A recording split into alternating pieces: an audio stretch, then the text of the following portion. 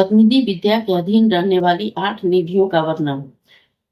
कौटिल्य ने कहा, भगवान, आपने स्वरोचिष तथा स्वरोचिष के जन्म और चरित्र का सब वृत्तांत विस्तार पूर्वक का सुनाया। अब उन संपूर्ण भोगों की प्राप्ति करने वाली पद्मिनी विद्या के अधीन जो जो निधियां हैं उसका विस्तार के साथ ही वर्णन कीजिए।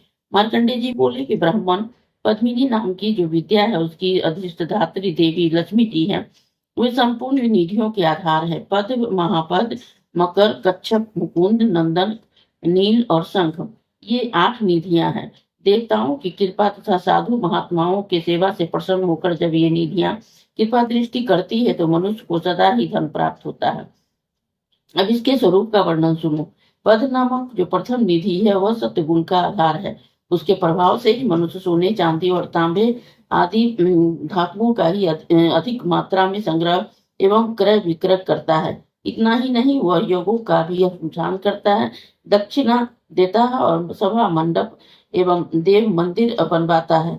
महापद नाम की जो दूसरी निधि है वह भी सात्विक है और इसके आश्रित हुए मनुष्यों में सत्वगुण की प्रधानता होती है।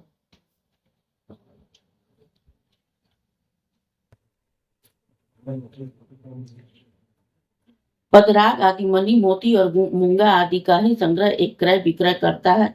योगी पुरुषों को दान देता है, उसके लिए आश्रय बनवाता है तथा उसमें भी उन्हीं के स्वभाव का हो जाता है। उसके पुत्र पौत्र आदि भी उसी स्वभाव के होते हैं। महापद पद निधि मनुष्य की 7 पीढ़ियों तक ही उसका त्याग करती है। मकर नाम की तीसरी निधि तमोगुणी होती है। उसकी दृष्टि पड़ने पर सुशील मनुष्य भी प्राय तमोगुणी बन जाते हैं। वह बाण, खड्ग, रिष्टि, धनुष, ढाल और दर्शन करने वाली वस्तुओं का ही संग्रह करता है। राजाओं के साथ मैत्री जोड़ता है। शौर्य के जीविका चलाने वाले क्षत्रिय तथा उसके प्रेमियों को धन देता है। अस्त्र शास्त्रों के सिवा और किसी वस्तु के क्रय विक्रय में उसका मन नहीं लगता। यह निधि एक ही मनुष्य तक सीमित रहती है, उसके पुत्रों का साथ नहीं देती है। वह मनुष्य धन के कारण ही लुटेरे के हाथ से अथवा संग्राम में मारा जाता है। कच्छप नाम की जो निधि है उसकी दृष्टि पड़ने पर भी मनुष्य को तमोगुण की प्रधानता होती है, क्योंकि वह भी तामसी निधि है। वह मनुष्य सब व्यवहार पुण्यात्माओं के साथ ठीक करता है, किंतु किसी पर विश्वास नहीं करता है। जैसे कछुआ अपने सब अंगों को समेट लेता है और उसी प्रकार से वह सब ओर से स्रोतों रत्नों और संग्रह करके ही उसकी रक्षा के लिए व्याकुल रहता है। धन के नष्ट हो जाने पर भय से न तो वह दान करता है और न ही उसे अपने उपभोग में ही लाता है, अपितु उसे पृथ्वी में गाड़ कर रखता है। वह निधि भी एक पीढ़ी तक रहती है। मुकुंद नाम की जो 5वीं निधि है वह रजोगुणी मई है। उसकी दृष्टि पड़ने पर ही मनुष्य रजोगुणी होता है। बिना वेणु एवं मृदंग आदि वाद्यों का संग्रह करता है। वह गाने और नाचने वालों को ही धन देता है और सूत, बंदी, धूर्त एवं नट आदि को ही प्रतिदिन भोग की वस्तुएं अर्पित करता है। यह निधि भी एक ही मनुष्य तक ही रह जाती है। इससे भिन्न जो नंद नाम की महानिधि है वह रजोगुण एवं तमोगुणी दोनों में से संयुक्त है।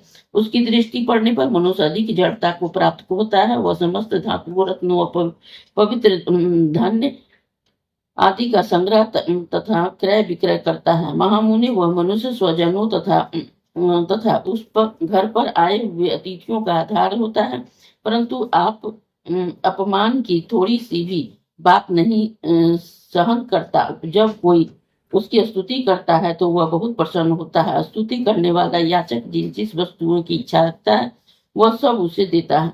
उसका स्वभाव कोमल बन जाता है। उसकी बहुत सी स्त्रियां होती है। वह जो संतानवती और अत्यंत सुंदरी होती है। नंद नामक निधि 8 भाग से बढ़ते बढ़ते 7 पीढ़ी तक मनुष्य का साथ देती है। वह सब पुरुषों को दीर्घायु बनाती है और दूसरे आए हुए बंधु बांधवों का भरण पोषण करती है, पर लोग के प्रति उसके हृदय में आदर नहीं होता है। इस निधि को पाया हुआ पुरुष सहवासियों पर भी स्नेह नहीं रखता है। पहले के मित्रों से उदासीन हो जाता है और दूसरे से प्रेम करता है। इस प्रकार महानिधि सत्गुण और रजोगुण दोनों के साथ साथ धारण करता है।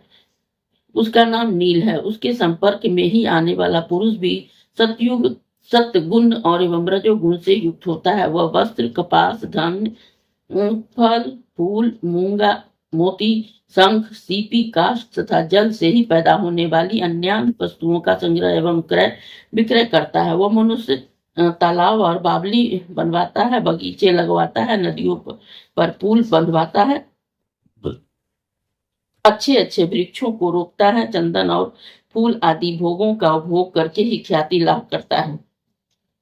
यह नील निधि 3 पीढ़ियों तक चलती है। शंख नाम की जो 8वीं निधि है वह रजोगुण से तमोगुण से युक्त होती है तथा अपने स्वामी को भी ऐसी ही गुणों से युक्त बना देती है। ब्राह्मण यह निधि एक ही पुरुष तक सीमित रहती है, दूसरे को नहीं मिलती है। कौष्टकी के जिसके पास ही शंख नामक निधि है उसके स्वरूप का वर्णन सुनो। वह अपने कमाए हुए अन्न और वस्त्र का अकेला ही उपभोग करता है। उसके कुटुंबी लोग खराब अन्न खाते हैं, उसके पहनने से को अच्छे वस्त्र नहीं मिलते। शंख निधि से ही युक्त मनुष्य सदा अपना ही पेट पालने में लगा रहता है। मित्र, भारिया, भराता, पुत्र और बंधु,